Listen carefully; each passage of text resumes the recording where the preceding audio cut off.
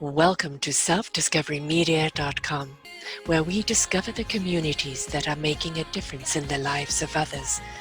Our self-discovery is something we are all making on our life's journey.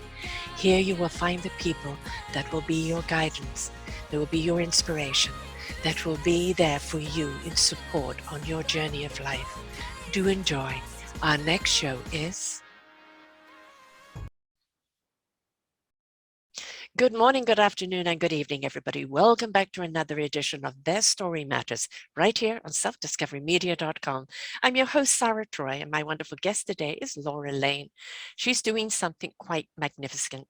She specializes in supporting cancer mums who want to learn how to develop grace under the pressure during their daily care of their child so that they can find hope in a hopeless situation. Cancer mums, right? Hope. That type of thing is something that really is emphasized a great deal when somebody gets that cancer verdict, whether it's of themselves or whether it's of their children. And the big problem is who takes care of who while they're going through this. Her mission is to caregivers is to be stronger, more hopeful, and loving in the care of their cancer patients, being fully equipped mentally, emotionally, and spiritually, having grace under pressure, giving their very best every single day. And not only that, but they will also reach for the heavens and the strength and their relationship with God. She has a beautiful book, Two Mothers, One Prayer, Facing Your Child's Cancer with Hope, Strength, and Courage. We're going to be talking about that. We're going to be talking about support today, that grace under pressure, which, believe it or not, many people do find that grace when they're under pressure. We're so much stronger. We have so many more abilities and we have so much more courage than we give ourselves credit for. And it's only in times of strife, of devastation, of something facing us that we actually reach out for it. Welcome to the show, Laura. Thank you so much, Sarah. It's wonderful to be here. Now, what is your background that set you on the path to be this supportive person? So just 6 months before my daughter was diagnosed with cancer, I just happened to be training with Bob Proctor as a life success consultant. And he said, with what he was training us to do to teach his personal growth and development programs, we could go speak on stage, we could teach it in workshops, or we can do one-on-one coaching. And I had said, I just want to be on stage. And do workshops, but I'm not interested in coaching. That's not for me, I said. And then here I was. 4 months later, I booked this wonderful series of workshops. At the end of those workshops, so throughout that workshop, I kept trying to book the next thing. And I couldn't figure out why every door I turned to was closed. And I just didn't understand. I'm like, this shouldn't have been so hard. Like, it was so easy to get the first set up. And why is this not working? Well, 2 days after those series ended, I got the call that my daughter was being rushed to the emergency. And we went from a doctor's appointment to the emergency to a CAT scan to an MRI to brain surgery. Wow. At 9:30 at night. So in 12 hours, we had discovered that she had a brain tumor. How old was she? She was 12 at the time. And so the universe, God didn't want me teaching any other workshop. My schedule was completely clear, and I had been so frustrated by that, but it was such a blessing that this is exactly where I needed to be, was up by her side. And of course, I would have dropped everything if I had anything scheduled, but the universe just kept those doors shut and said, nope, I've got other plans for you. And how's your daughter doing now? So my daughter, she passed away 8 years ago. I'm so sorry. She fought for 2 years. She was diagnosed on February 24th, 2011, and she passed away on February 24th, 2013. And we had 2 years of miracles. That God gave us that window of time to have together, and it was quite incredible. We look at life and we think it's only valuable if it's lived for a long time. But we don't realize that some people come in here as a beautiful flame, and they come in here and through what they've been given, they become the light for others. And their lives aren't meant to be long. They're this beautiful flame that is meant to shed that light on other things, to bring out the courage and the strength and the abilities through other people. A hard lesson to learn when you are a mother, because all you want for your children is longevity. But I've interviewed many a mother who's lost a child, and they say, I understand. However it's happened, I understand. And that they may not be here anymore, but their spirit and their essence is very, very much alive and becomes the driving point for what you do next. Was this your case? So when my daughter was given her diagnosis that she only had, at the time, they said only days or weeks left to live. And just after that, we had a minister from our church who shared, he said, sometimes there are spirits that are so sweet and so special that God has to call them home. And this made me look a little closer at my daughter and realized I had this beautiful little girl. She was sweet and she was sensitive. And it broke her heart to see people being mean to each other. And this was a little girl who, when her brothers would put on the X-Men or Lord of the Rings, movies like that with a great deal of fighting, she would go, Mommy, I can't watch that. And she would leave the room. None of my other children did that. And 4 weeks, just a month before Celeste, when we got that diagnosis, was the day of the Sandy Hook shooting in Sandy Hook, Connecticut. And the day that that happened, I had gone to the bank to get a check. And I haven't had cable television in 30 years now. So I don't normally watch the news. I might hear about it on social media, but I don't watch the news. And this day I went to the bank and I went to pick up my check and they said, I'm sorry, we can't find it, please wait. And they made me wait for an extended period of time. And I'm waiting in this waiting room with a big screen TV, and the shooting is all over the news. That's all it was. And I called up my father. I canceled all of the rest of my appointments for the day. And I called up my father and said, please come and meet me. And we went to our favorite restaurant and we just sat and cried. And we cried for those families because we knew the pain that they were about to go through. Families that had just lost a mother, a child, a sibling, because 30 years earlier, my mother, my sister and I, we were in a car accident and we were hit by a transport truck. And both my mother and my sister were killed in that accident. My father knew what it was like to lose a child. I knew what it was like to lose a mother and a sibling.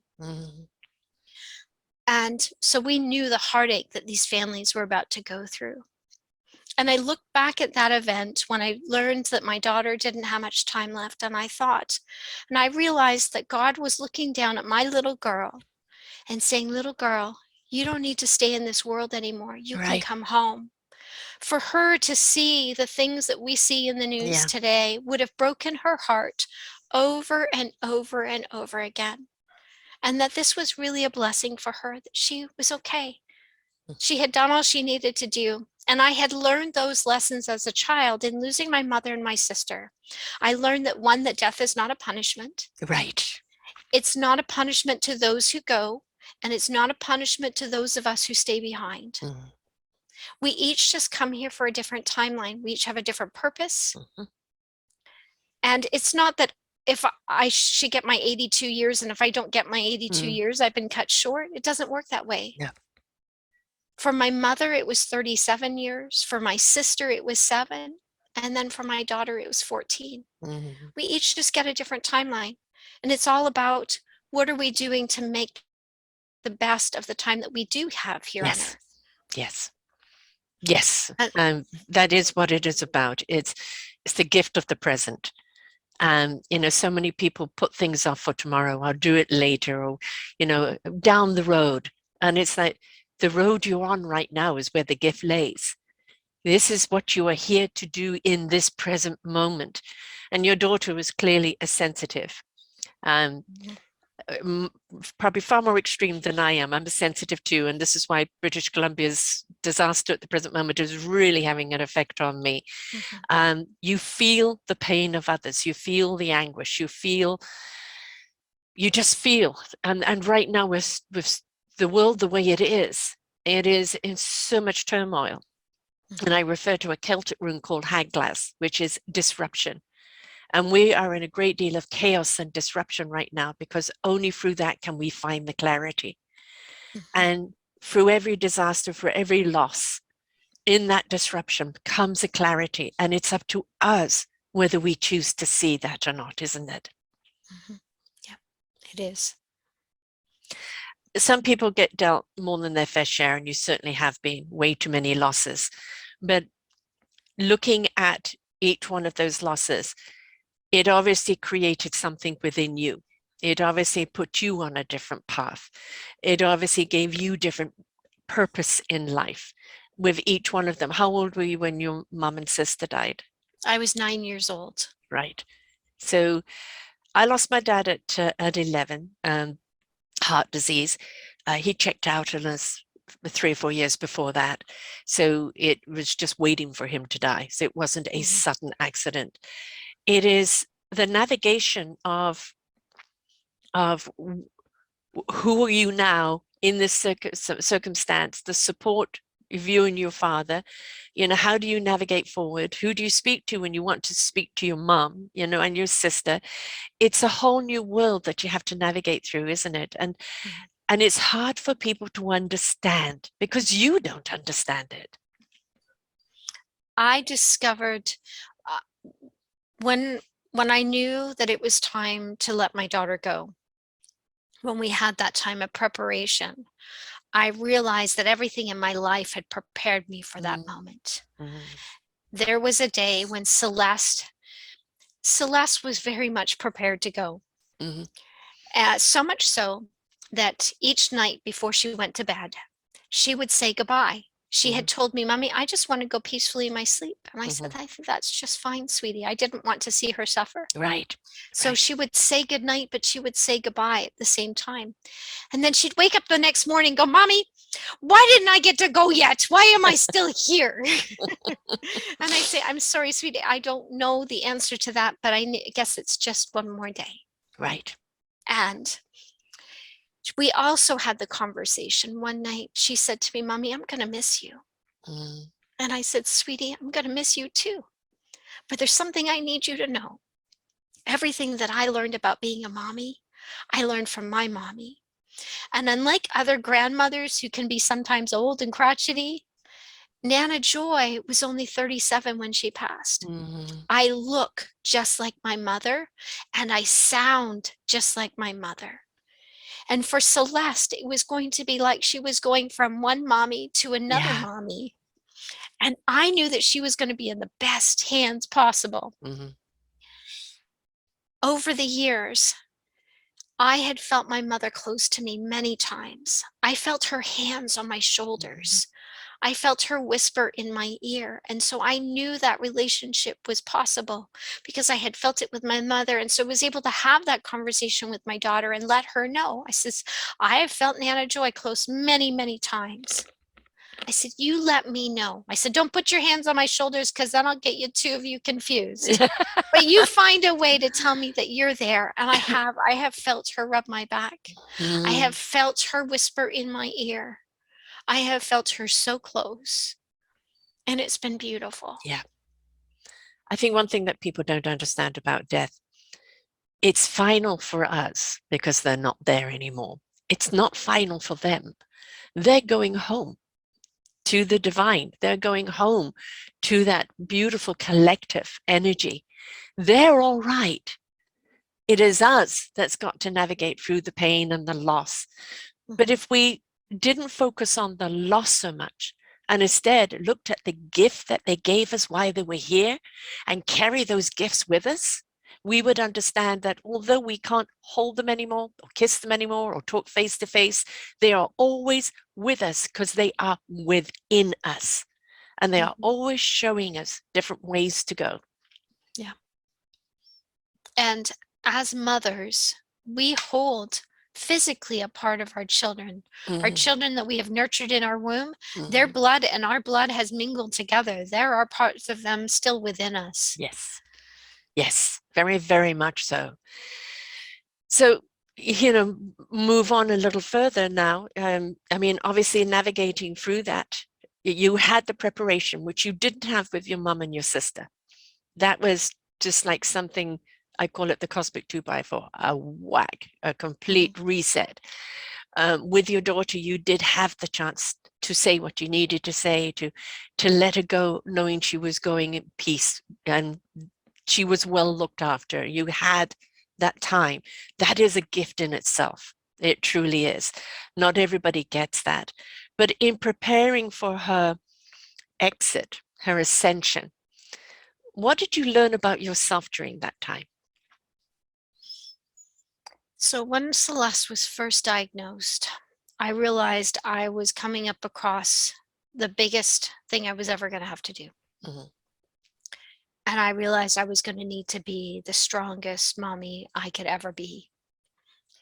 And all of the baggage that I had not been quite willing to let go of before, that I kept saying, I will deal with that later.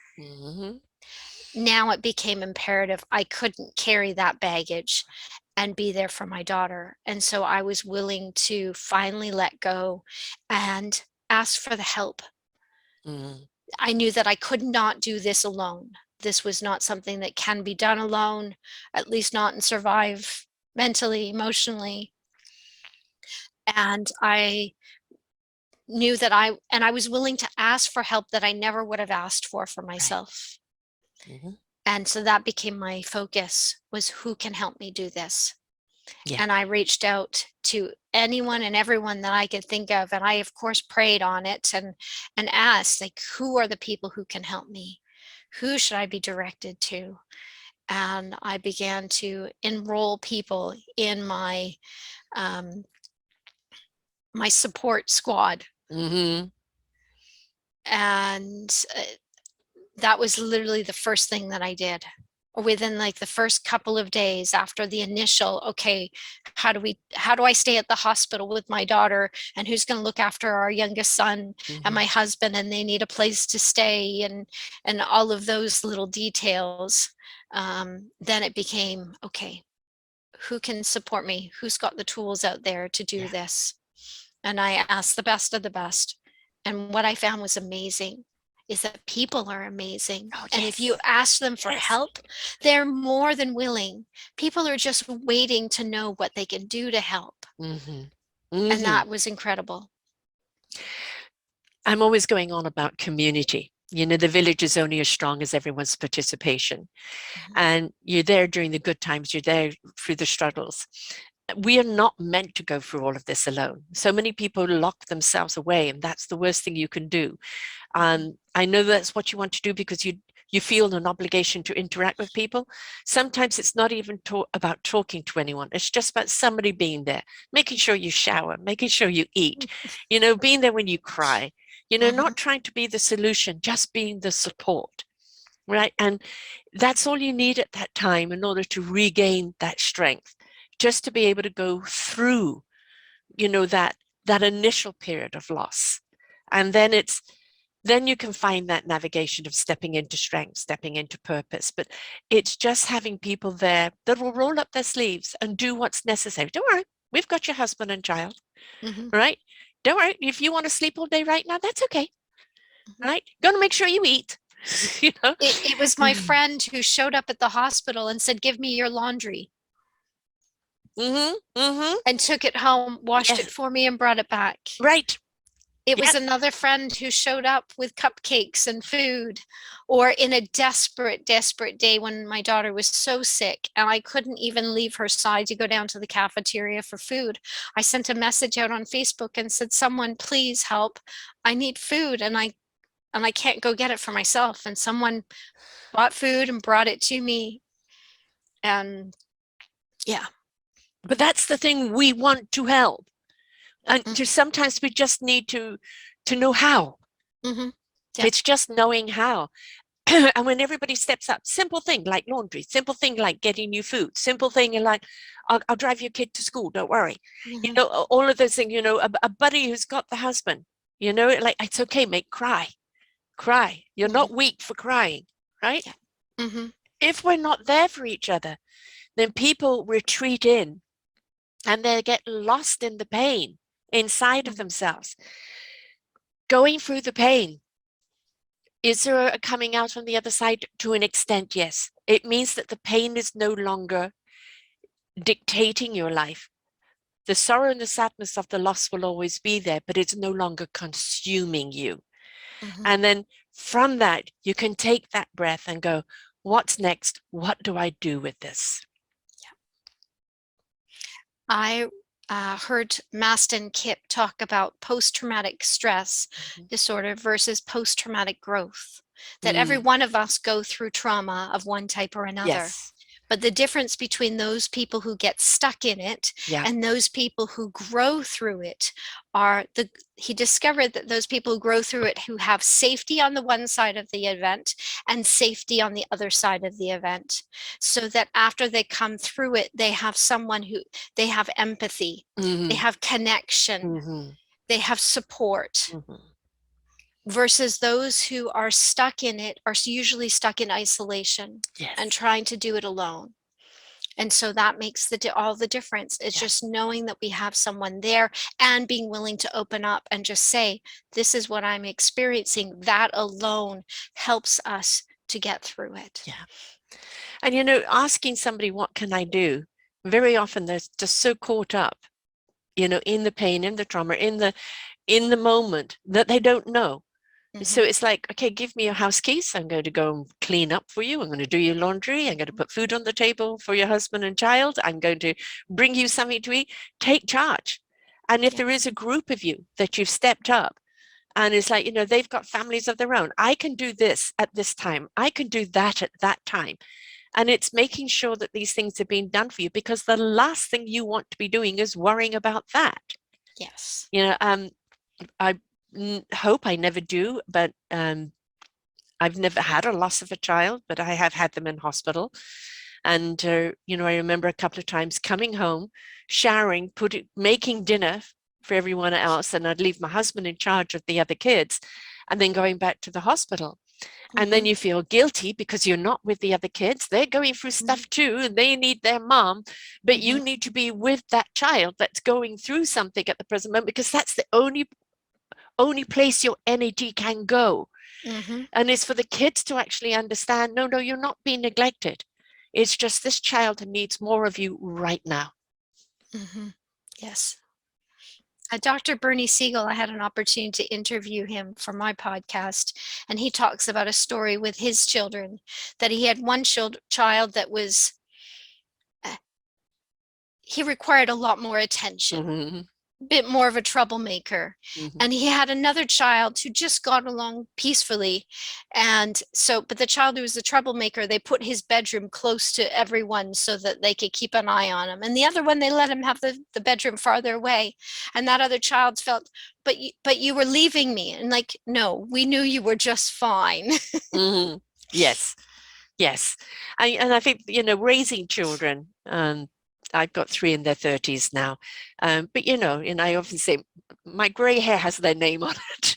You know, they put me through the ringer. There's something that happens to a teenager, you know, the head starts spinning around, and they're pushing their boundaries. And I was always one to say, you know, you've got to learn to know where your boundary is, you know, and when to pull back, to trust those instincts. No, I'm not going to do this, and I don't need to validate the reason why. But they're always going to push those boundaries. And, you know, part of them doing it while they're still under your roof is that you're there to help pick them up.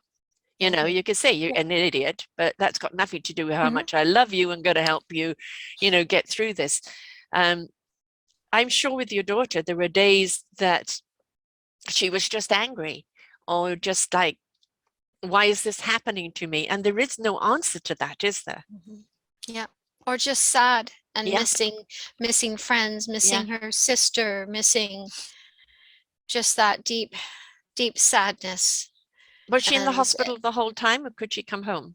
So in the 2 years, so we went from diagnosis, she had one brain surgery, then she had another one within a week or so.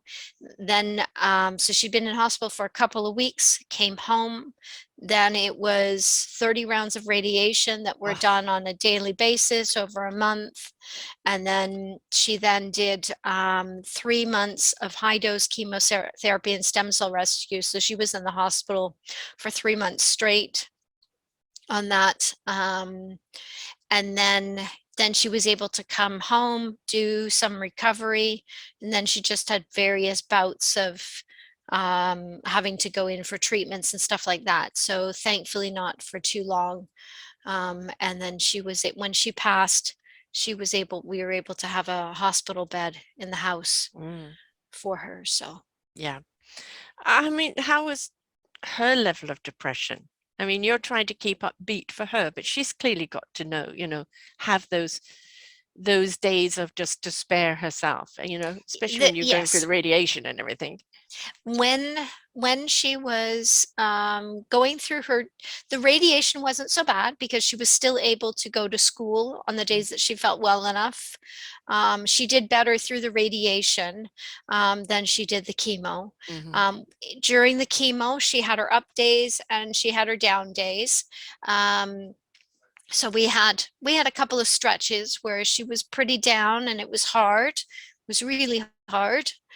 But we did everything we could to cheer her up. And Right. that's where, again, I enlisted more people to help and support and try and surround her with as much love as possible. When she first went into the hospital, we asked for people around the world to pray for her. Mm-hmm. And so every time I got a message that someone or some group was praying for her, I would write it on the sticky note and I would put the sticky notes all around her room. And the nurses would come in, they're like, what's the deal with the sticky notes? And we explained to them, these are all the people that are praying for her and sending her love because I wanted her to feel surrounded. Yeah. And when we went into different hospital rooms, I would take we would take window markers and I would write all over them so she would see the names of all the people that at home that were loving her. And she was able to have connections through Skype at the Mm-hmm. time. She was able to Skype call with family and friends, so that helped. I imagine 10 years earlier, before we had that technology, it would have been much harder Yeah. for kids, especially teenagers, to feel so isolated. So we were fortunate that we had those resources. Mm-hmm. And then we had a phenomenal thing that happened when she got that diagnosis. She had gone, that her cancer was terminal. We had gone to the hospital so she could have an MRI. And they had done that, and her stepmom stayed with the neurologist, and I took Celeste up for a bone scan, and we're sitting in this little room and it's freezing in there and they're just making us wait because that's all you ever do in the hospital Yes. is wait. Mm-hmm. And she's laying there with a blanket on her, and they've given me a blanket because it's so cold in this room. And Michelle sends me a text and it says, it doesn't look good. But I don't know what it doesn't look good means. Mm. So I simply turned to Celeste and I said, hey, sweetie, if you could do anything in the whole world, what would you want to do? If you could meet anyone, if you could go anywhere, if you could try new things, what would you want to do? And she goes, oh, mommy, I want to go to Europe. I want to go to see the Eiffel Tower in France.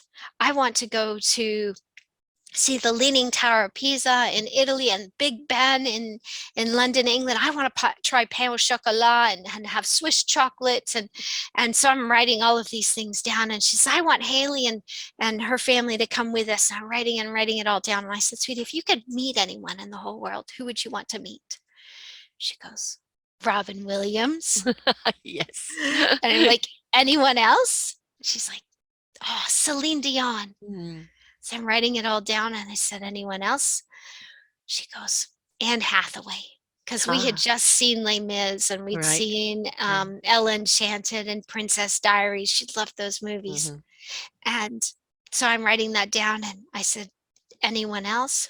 Well, we're huge Doctor Who fans. Oh, We me too. love the TV show Doctor Who. And so she wanted to meet the cast of the Doctor Who TV show. I write that down and like, if you could try anything, what would you want? Like, you want to learn anything? She wanted to learn how to make Nanaimo bars. And she wanted to try seafood, and she wanted to go rock climbing. And so writing all of these things down. Well, they finished the bone scan and we go downstairs. And we talked to the doctor, and the doctor said that she had so much cancer in her little body that they only expected her to live days or weeks. Mm. Well, I did not expect them to tell me I only had days or weeks with Right. my little girl. But I had made a decision months earlier that when I knew that they said that there was some bits of cancer coming back, and I had gone into this frantic energy, scared, frightened, and just simply said, no, that's like we're supposed to get a miracle. That means we'll just do more. We'll pray more. We'll get more people to pray for her. We'll go to other places in the world to get treatments. We'll do whatever we need to do. We'll just do something else. And that's when I had this realization, this feeling that came over me, that as much as I was willing to do anything for my little girl, this wasn't my fight. Right. That this was up to Celeste, and this was hard. And this had been very hard on her. That if she wanted to fight this, we would fight this. But if she felt that this was too hard, that was okay too. Yeah. Yeah. That we would just simply make every day she had left wonderful. Now, at the time, I had told her, I said, this is the deal. The doctor says you've got some more tumors. He said, if you want to fight this, we'll fight this. But if you feel like you can't do this anymore, that's okay. She's like, no, mommy, I want to fight this. I'm like, that's my little girl. Mm-hmm. She's stubborn, just like me.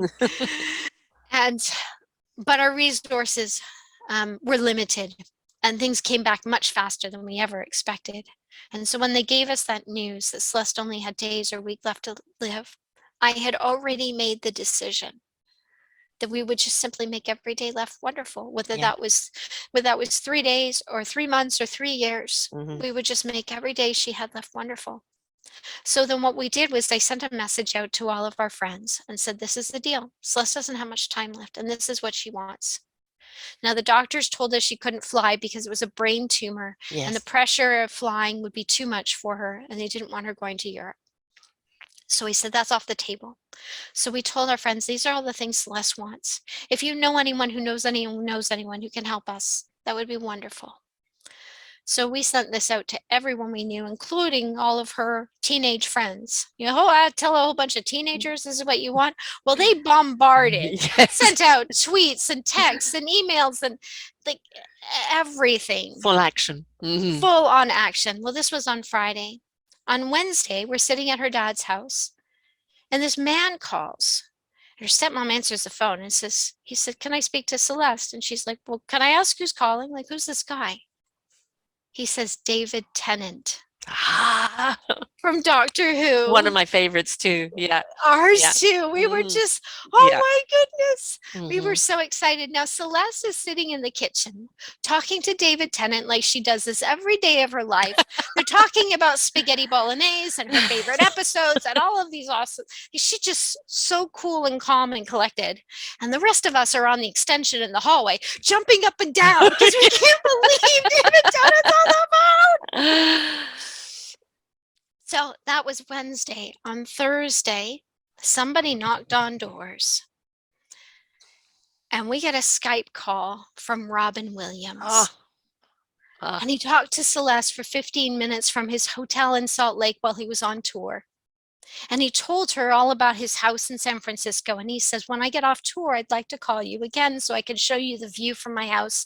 And he's talking about the seals that go by, and he's barking like a seal. I'm like, this is real Robin Williams. Yes. It was amazing. So that was Thursday. On Friday, somebody went and knocked on some doors in Vegas. And Celine Dion called and told Celeste that she loved her. And she dedicated that evening's performance to Celeste. It was just beautiful. And then we have some friends who did some amazing miracles, who knew people who knew people who knew people in Hollywood.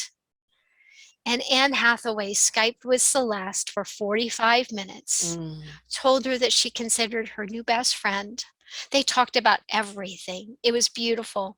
My son came into the room and he looks at her. He says, "How do we know that you are who you say you are?" And she goes, "Well, what do I need to do to prove it?" He says, "Sing to us." And she goes, "Well, what do you want me to sing?" Well, he said, "Somebody Loved" by Queen, the song that she sang and Ella Enchanted. Yes. And so she sang for us. Oh. And she told Celeste that she called Celeste a second time and they talked more. Robin Williams, when he got off of tour, he called a second time and showed her the view from his home.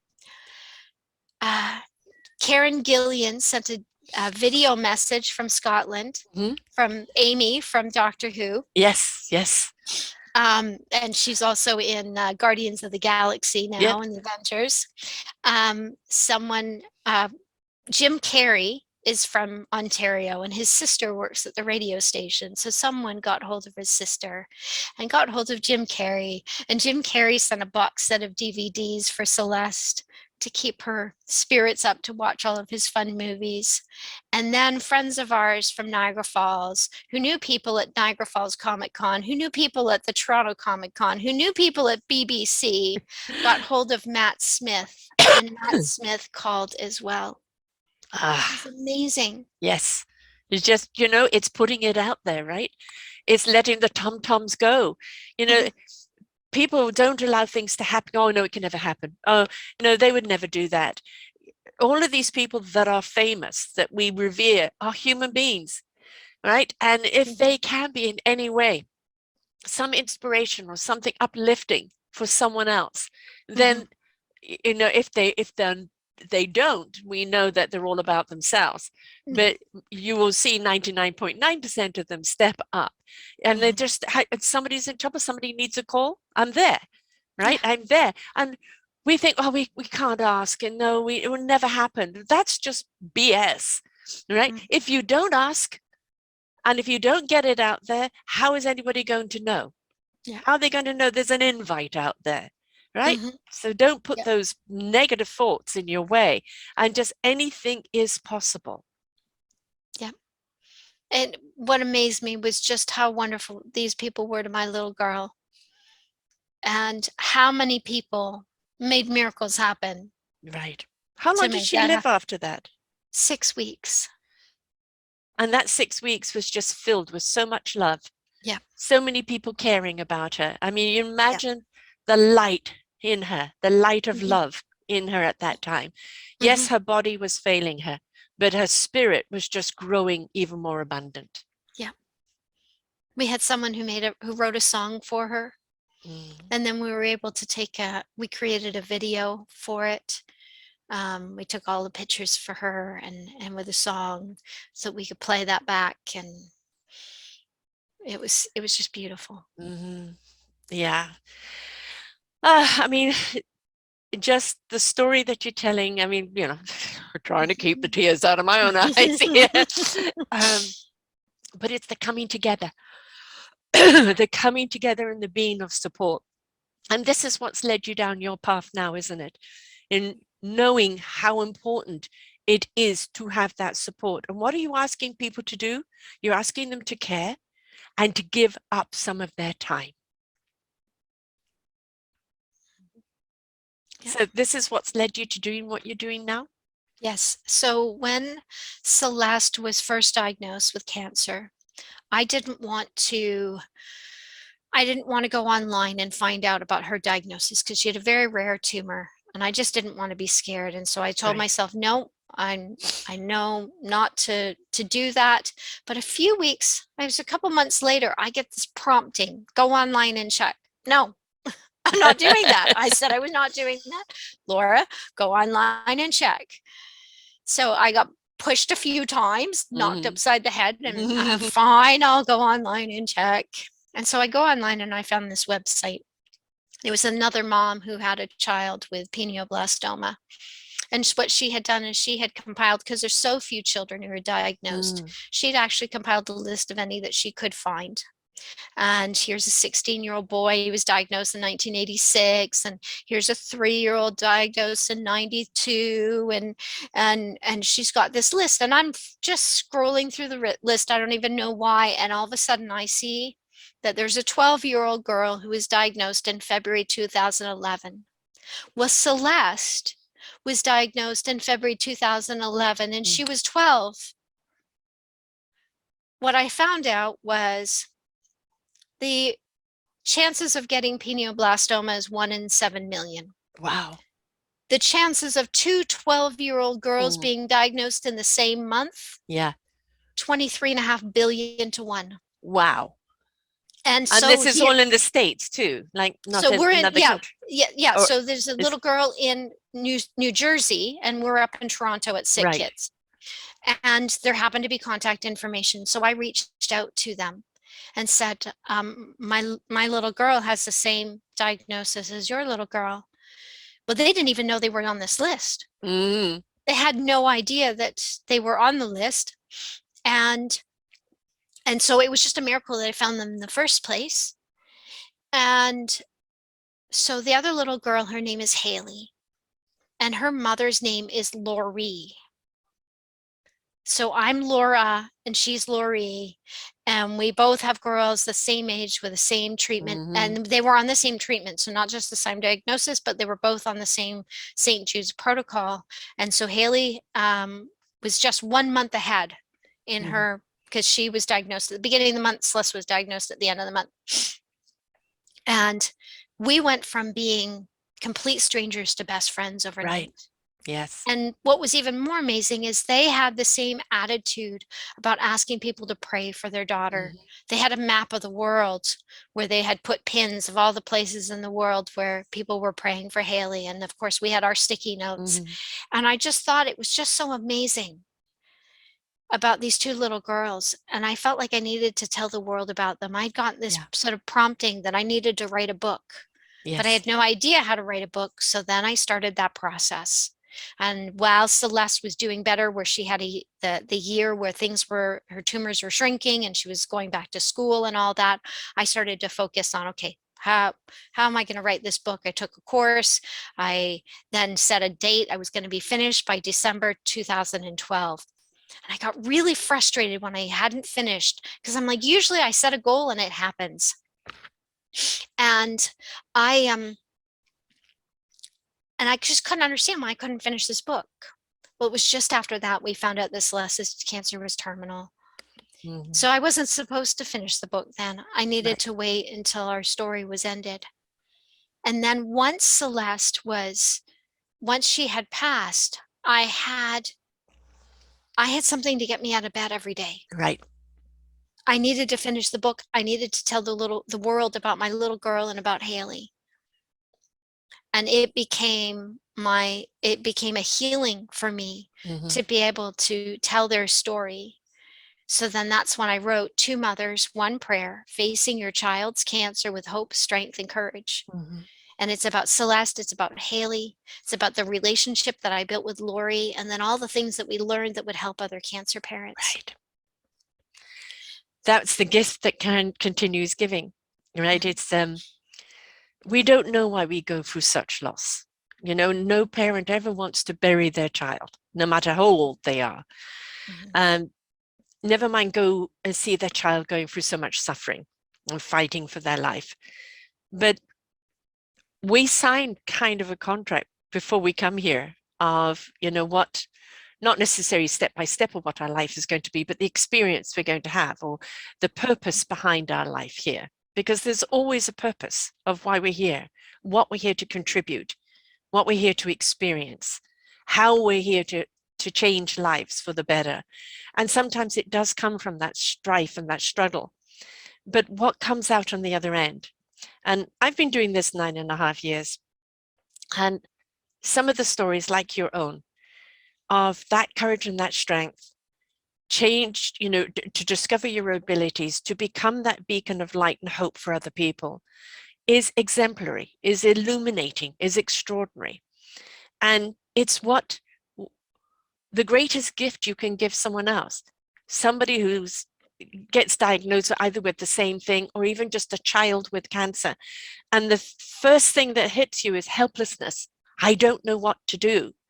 And when you can share a story of whether it's the same cancer, different cancer, or whatever disease it is, but of that strength, of that community, of what to do, of how to get through it, it is one of the greatest gifts you can do in passing on. Being there for each other, right? Mm-hmm. Yeah. Out of every crisis, there is a reason, there's something to be learned. And it is how to be there for each other. Because yes, the greatest teachers are those that have gone through it. Mm-hmm. And that's what I've made it my mission, is to share the resources and supports that I found.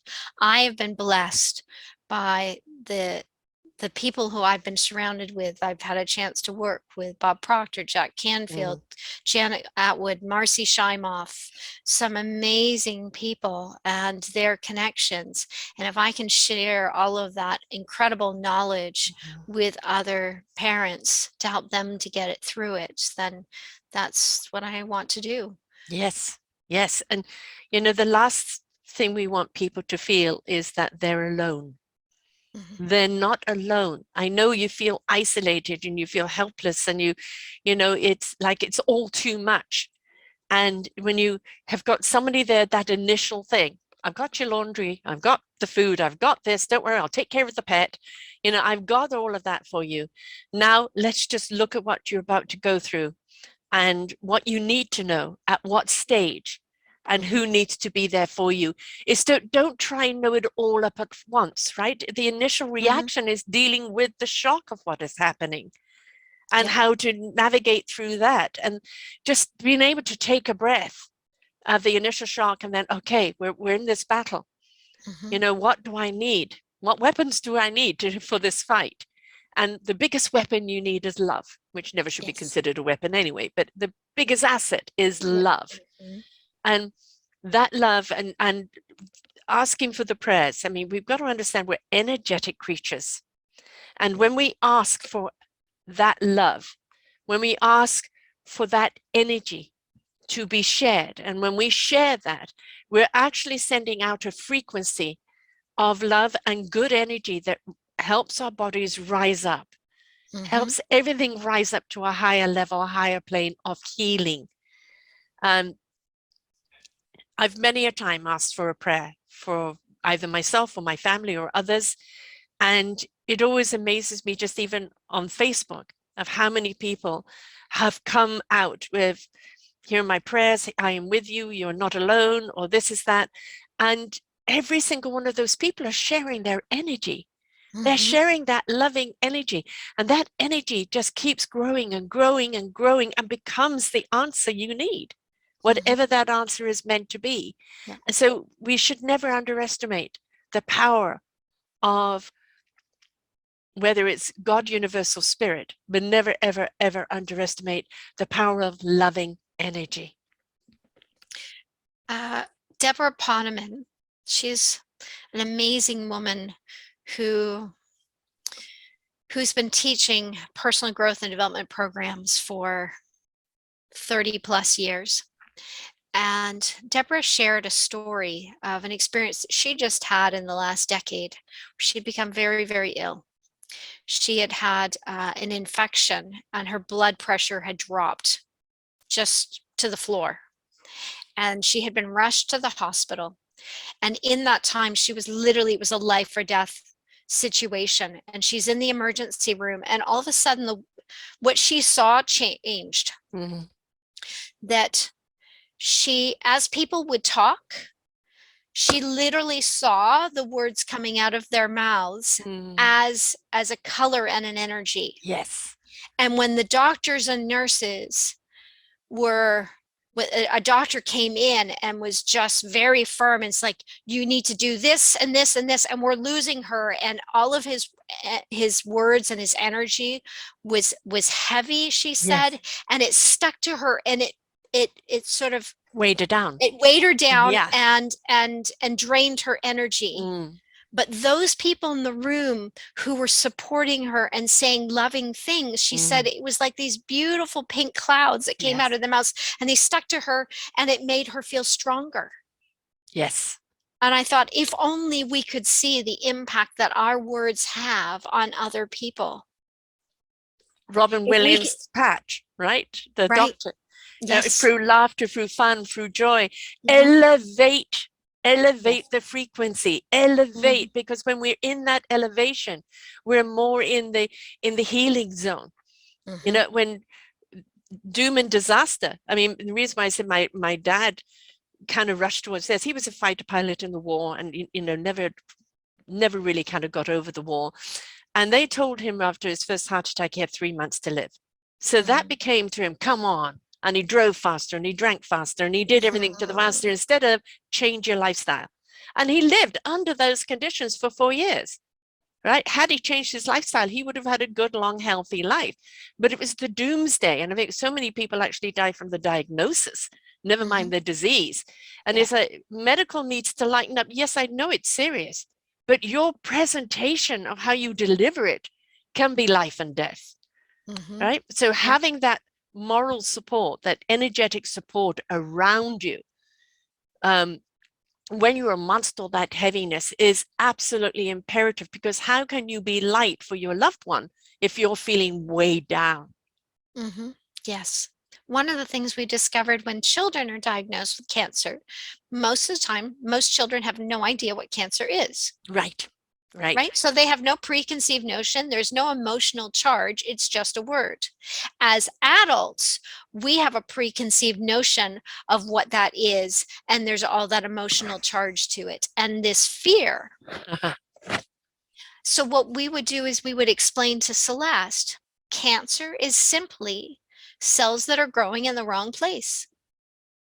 That's all cancer is. Mhm. But as adults, we think of everyone we've ever known who's had cancer, every news report, every death we've ever heard of. It comes loaded. We load those words and it creates fear. Yeah. But children don't have that. And so we made sure to make it as light as possible. Just say it's just as simple that cells are growing where they're not supposed to be growing. And we're going to do things to get rid of those cells. And we would have her visualize Mhm. that just as you would put an ice cube on the sidewalk and the sun rays would come down and melt an ice cube, we would have her think of those cancer cells that the sun was coming down and we were just going to simply melt it and it would evaporate.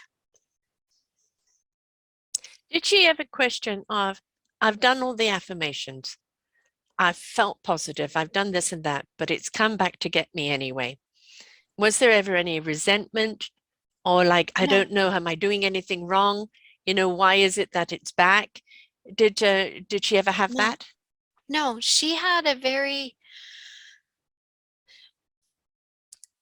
was wise beyond her years. Mm-hmm. And she just simply had it's okay, mommy.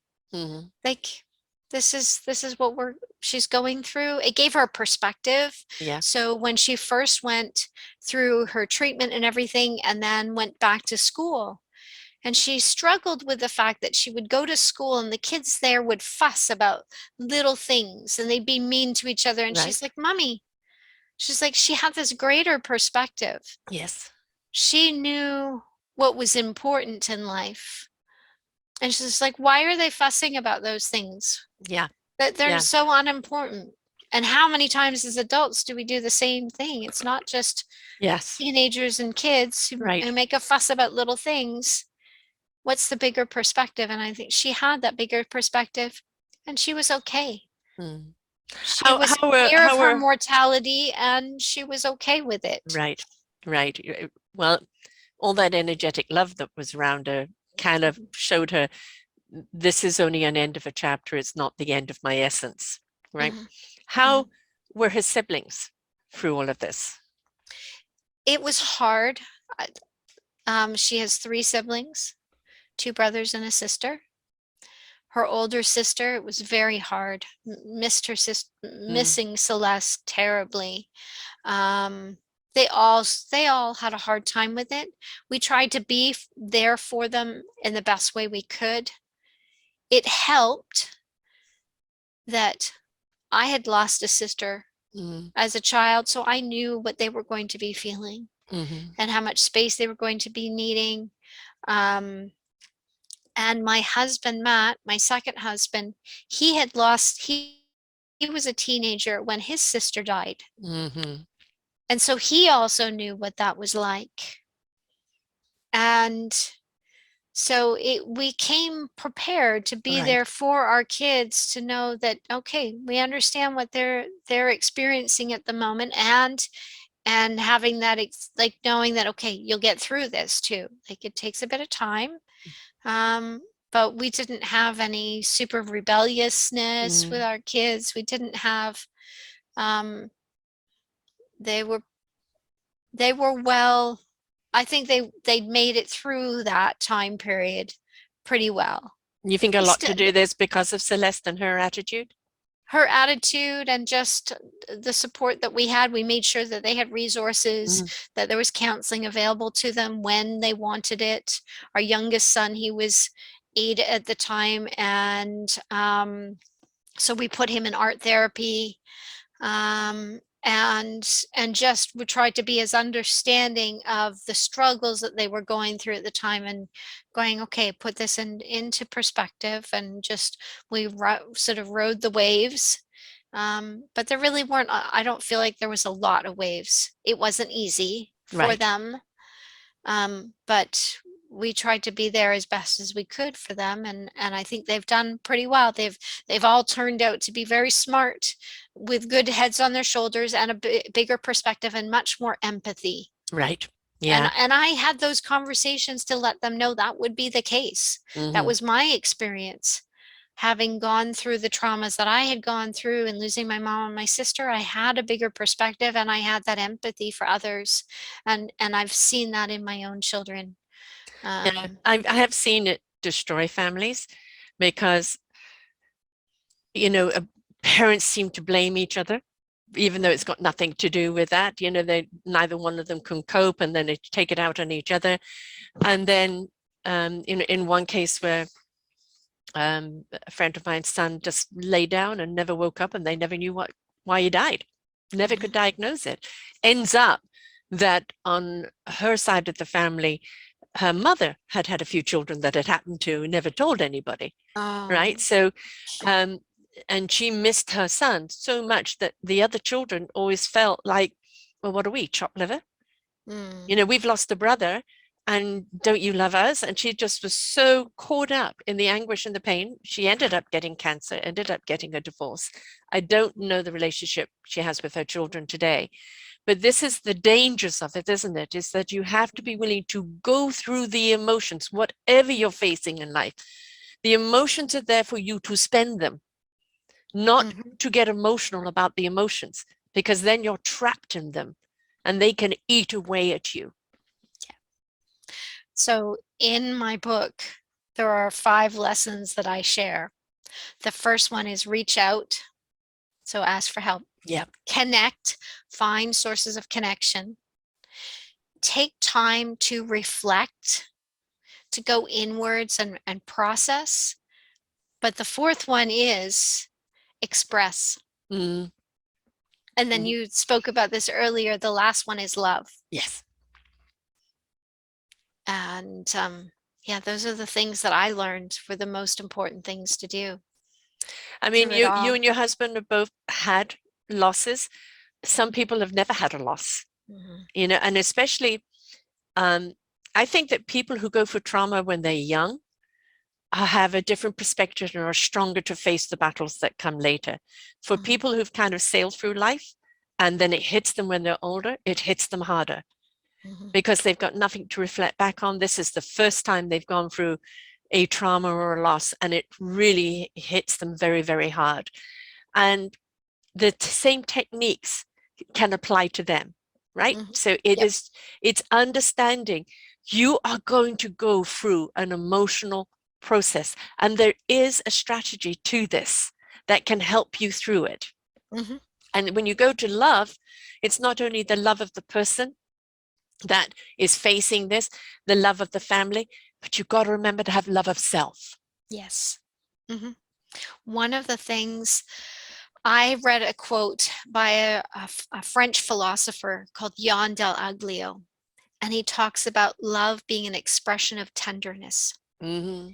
And that just touched, I just felt like it summed everything up. What Like do a we big do? warm embrace. Yeah. What do we do? Why do we treat someone tenderly? Because we see that they're fragile. Mm-hmm. And when we think about, like, it's easy for me to look at my child and see her fragility, that as a with her cancer, that she is fragile, and I want to treat her as tenderly as possible. But we also have to go inwards and recognize our own fragility Yeah. and treat ourselves tenderly and kindly, and to love ourselves through it, and Very important. allow others Mm-hmm. to as well. Yes. You know, it's the oxygenate yourself. You can't give and be there for the person that needs you if you're depleted. Mm-hmm. So this is going back to the thing, ask for help. Mm-hmm. Let people know, I'm having a hard day. I can't get through this. Let somebody be your support. Let somebody be your shoulder. Let somebody's arms wrap around you and say, I've got you. You're Mm-hmm. not alone. This is not weakness. This is your own beautiful vulnerability that you are trusting other people with to be there for you. And this is what humanity is about, being there for each other. We have forgotten that. Over the last God knows how many decades, we've forgotten that. We've become so mistrustful, so judgmental, so divided, that we've Mm-hmm. forgotten as a human race, we need to be there for each other. So whether somebody is facing someone who is dying, a child, a parent or a loved one, whatever, is to understand, do not cut yourself off. And also that goes to the people in your lives. Don't cut someone off because they're going through this and you don't know what to say. Yeah. Your book is equally important to them on how to be there for someone else as it is for the person that's going through it. The worst thing is suddenly everybody's too busy to be there for you when you thought you were friends. Mm-hmm. Yeah. That's the one thing that many other cancer parents have shared, is that the friends who just disappeared, Yeah, and how much that hurts. yeah. And a lot of Uh, the time is they don't know what to do. mm-hmm. So they do Yep. nothing, Yep. right? Yvonne Heath, she teaches people about how to prepare for death, and also grieving. And she was a palliative care nurse, Mm-hmm. and she talks about the things that you need to do in preparation. But one thing she teaches is just show up. Yes, yes, And you don't have to say anything, but just by being there yeah. is what counts. That just loving energy, right? Mm-hmm. That loving energy. I've done a few shows with deaf midwives or deaf doulas, whatever people like to call Mm-hmm. them. And also, we celebrate birth, but we don't celebrate death. In other words, we don't celebrate the person's life who is crossing over. And if we could honor that life and all that it's been, whether it's short or long, the impact it's had on people, and be there for that person crossing over, we wouldn't have so many people crossing over so fearfully. Mm-hmm. And we also wouldn't have so much trauma with the person crossing over, because we would understand it is a rite of passage. We're all going to cross over at some time. Some of us have to go earlier. Mm-hmm. And that's the way it is. It is being there for that crossing in gratitude, in love, letting that person leave their body, and knowing that while they are ascending from their body, they need love in that room. Mm-hmm. They need good vibrations in their room. They don't need somebody hysterically crying, saying, don't go.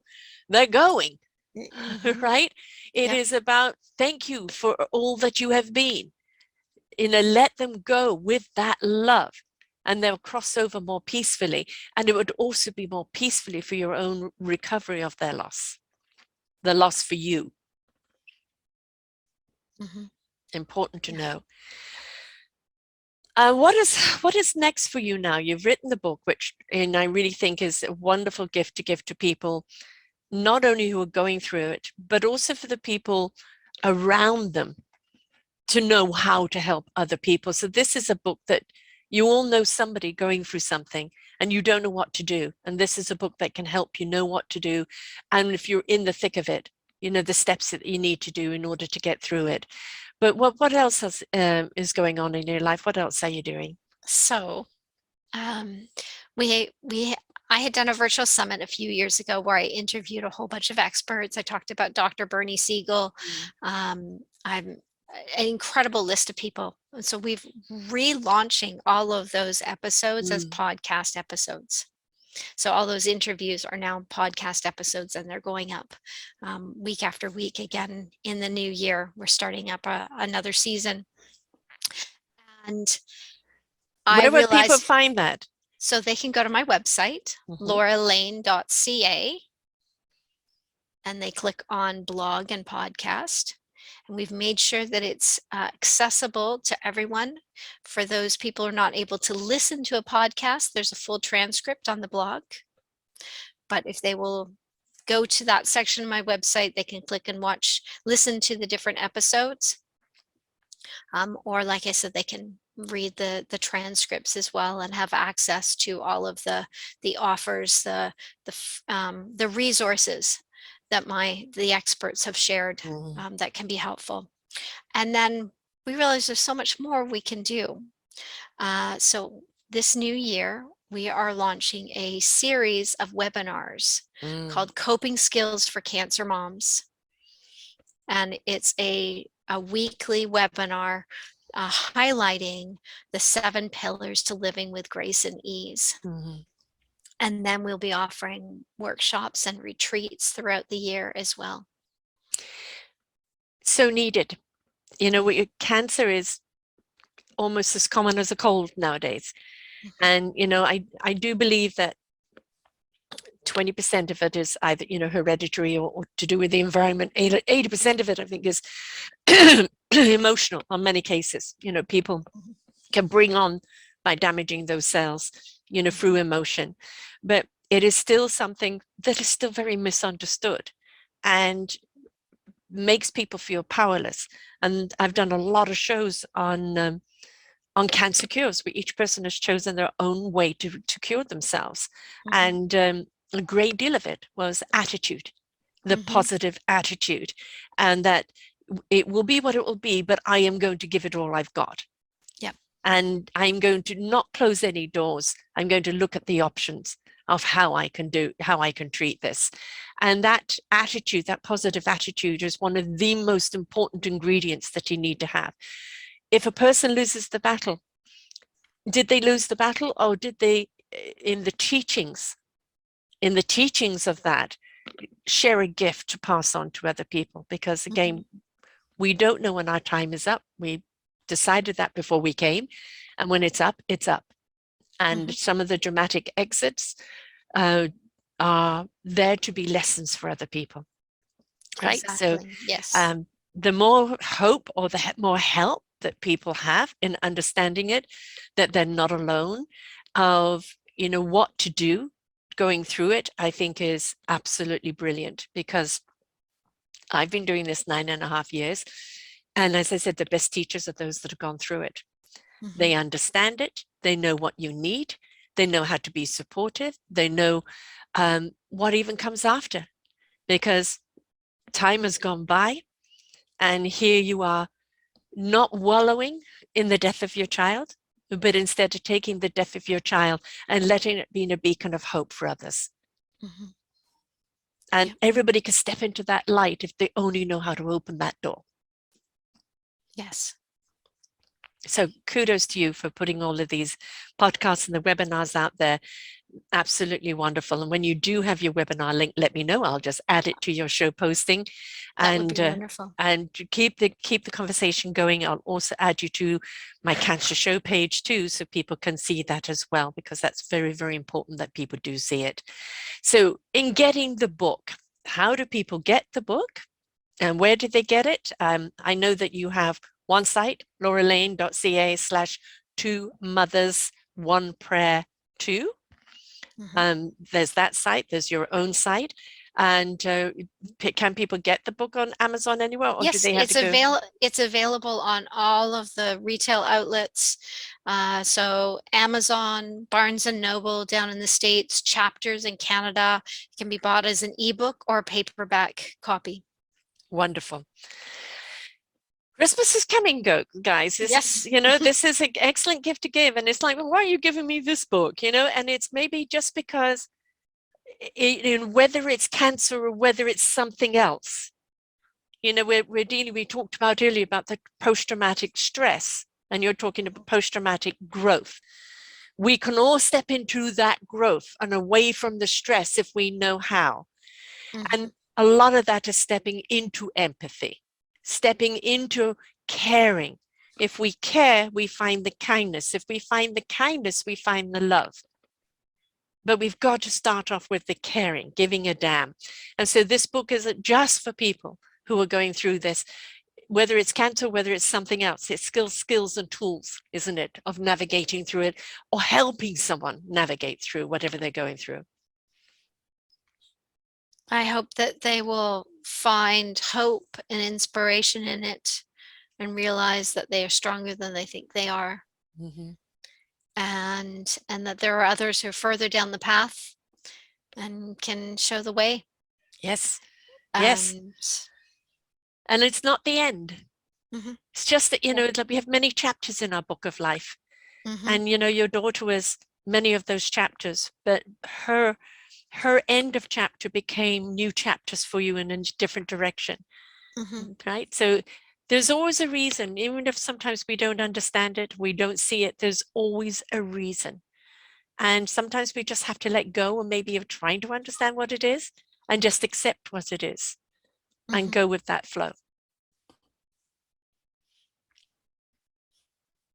That sums it up perfectly. Thank you, for your strength and your courage and for the work that you're doing now.